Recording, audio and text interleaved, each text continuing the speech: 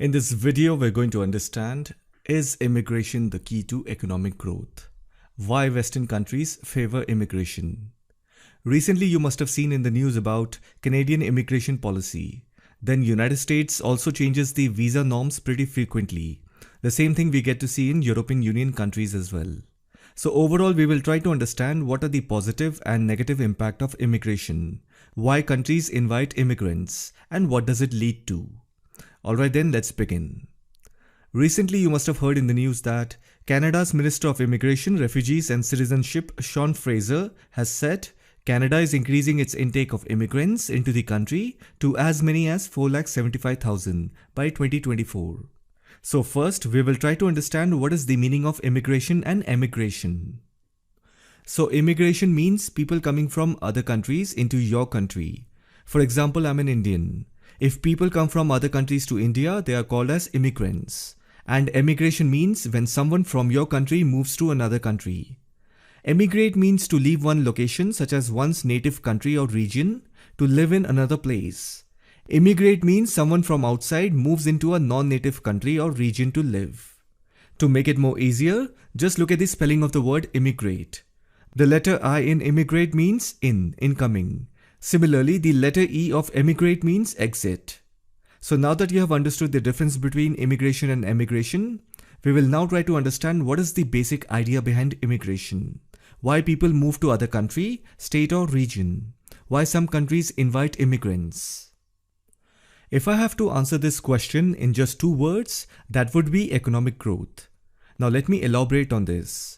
See, ultimately the primary goal behind inviting immigrants is to keep the economic engines of a country running.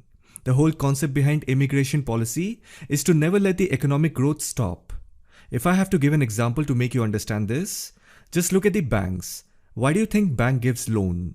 They give loan to people so that people can obediently pay monthly installments for a given period of time in order to keep that bank running in business.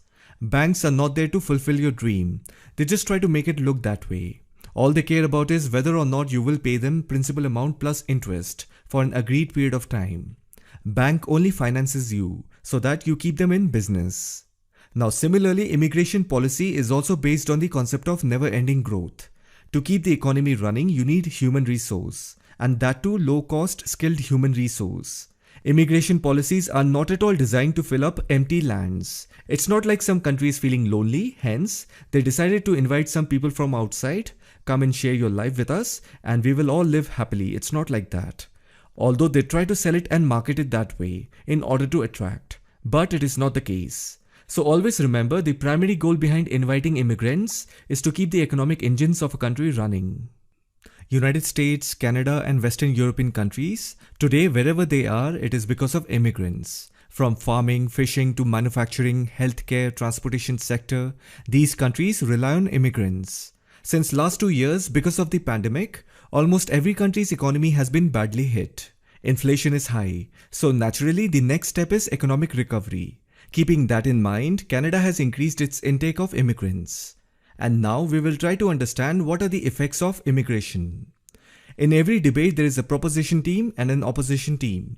Likewise, even in this topic, there are arguments that support the idea of immigration, and then there are arguments that oppose the idea of immigration. I'll place them side by side and we'll try to understand every point. On your left hand side, you have the proposition, and on your right hand side, you have the opposition arguments. People who are in support of immigration, they tend to have views such as better economic opportunity, which leads to better quality of life. If you see, this point is very true. Because it is not related to a particular country, people have been moving from one village to another, from villages to towns, from smaller towns to bigger towns, and from bigger towns to cities, for pursuing better economic opportunities and quality of life. Likewise, people who are against immigration, they tend to have views such as, if more and more people from outside come to a place, then it leads to cultural change or assimilation. It also creates a huge market for low-skilled laborers. And then the native workers have this feeling that immigrants are going to take over their jobs. When there are too many people available for a single job, and then there is increase in labor supply from foreign-born competitors, then naturally the wages will decrease for the native-born worker. And this is actually true in low-skilled labor activities like childcare, food preparation, house cleaning, repair and construction. So basically, immigrants lower the cost of some labor activities. So on one hand, you have people who hope for a better living when moving to a new place. There is nothing wrong in that. People have all sorts of hopes. But at the same time, it also puts the native worker at a tight spot. So whenever there is any immigration debate, these are the most common arguments for the native population. Opposition to immigration has become a significant political issue in many countries.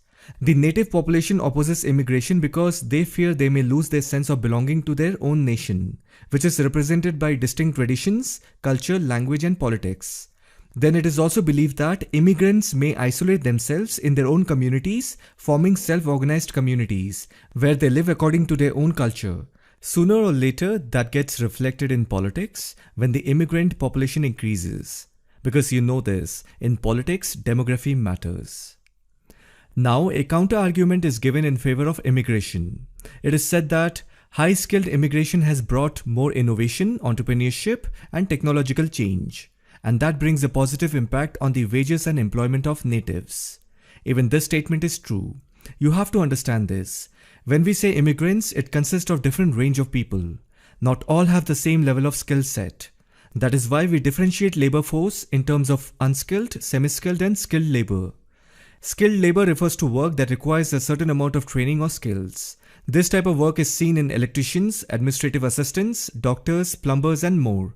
Skilled labor workers are either blue collar or white collar. These workers need to have a set of specialized skills to perform their job duties effectively. Then unskilled labor refers to work that does not require any specialization of certain set of skills or formal education. Some examples of unskilled labor include cooking, housekeeping, cashiers, grocery clerks, farmers, etc. And then semi-skilled labor refers to work that is of general routine nature. It requires very minimum level of education. Some examples are truck drivers, retail salespersons, bartenders, flight attendants, taxi drivers, waiters, security guards, customer service representatives, or entry-level administrative assistants. Now, an immigrant can be part of any of these categories. High-skilled immigrants are definitely an asset for any country. And it is also true that they brought more innovation, entrepreneurship, and technological change. But then you have to realize that any immigrant, irrespective of what their skill set is, has to spend a certain amount of time in a new place in order to understand the ecosystem, then grow, and finally few of them might end up becoming entrepreneur or bring a major change. It does not happen overnight or in few years. It takes decades. It's a long-term effect of migration. But saying that highly skilled immigrants can bring a positive impact on the wages and employment of native workers is an oversimplified argument. I'm not saying that this argument is wrong. I'm saying it is not that simple. Of course, an immigrant can become really successful, and possibly they may even end up creating jobs, which will certainly benefit the native workers. But you have to understand that this is a long-term effect of immigration. In short term, low-skilled native-born workers face a depression in their wages because of the increase in labor supply from foreign-born competitors.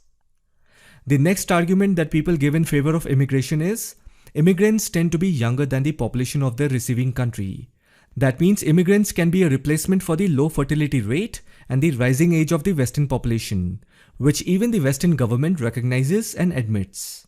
Now this point becomes the main selling point of all the Western government.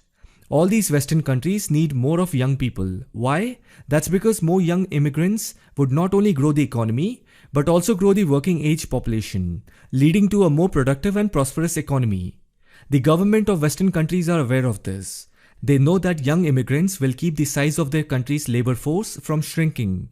And that way, basically the immigrants can take the load of their country's debt. If you look at Canada, United States and European countries, they have huge national debt.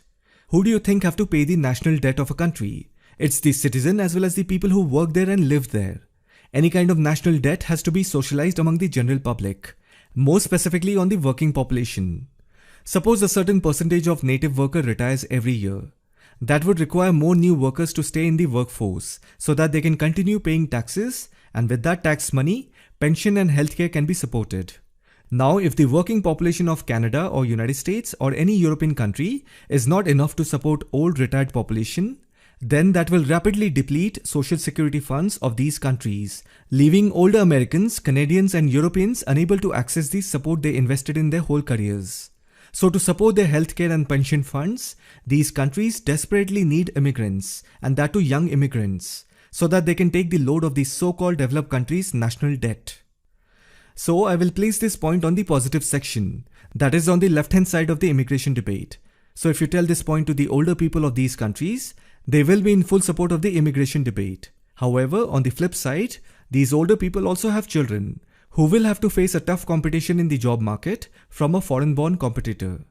Large inflow of immigrants will certainly increase the population of a particular place.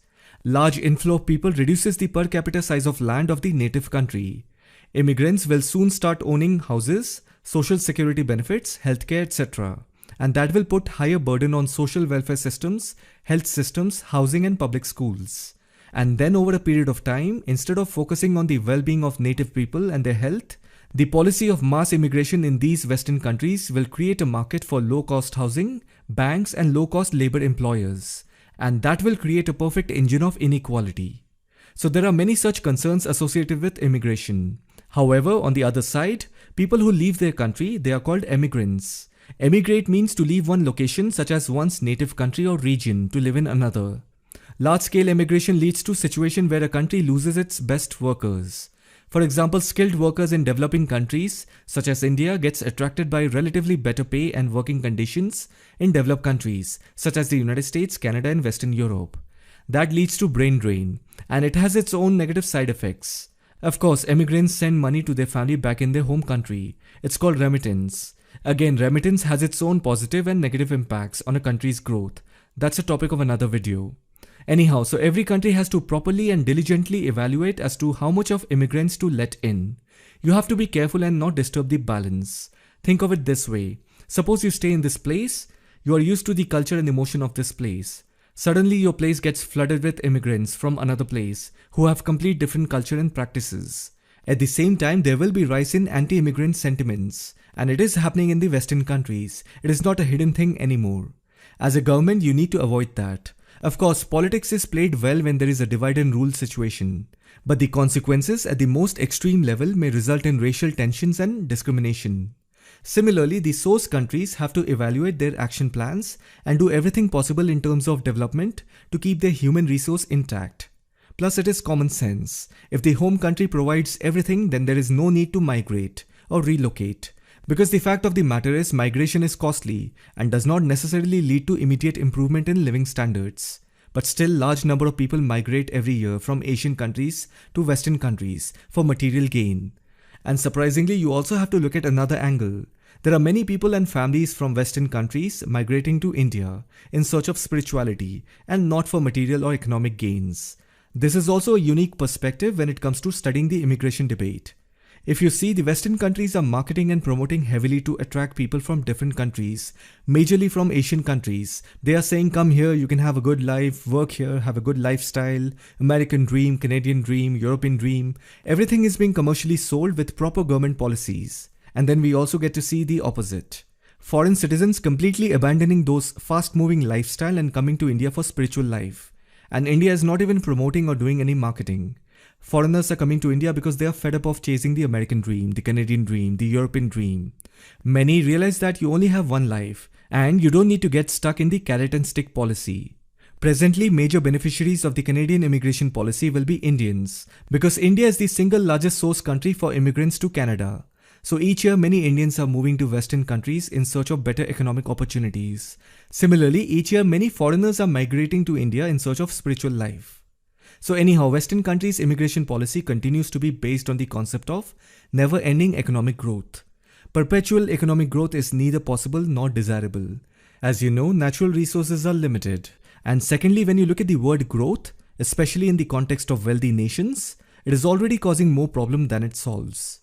I hope you found this video informative. Thank you for watching it.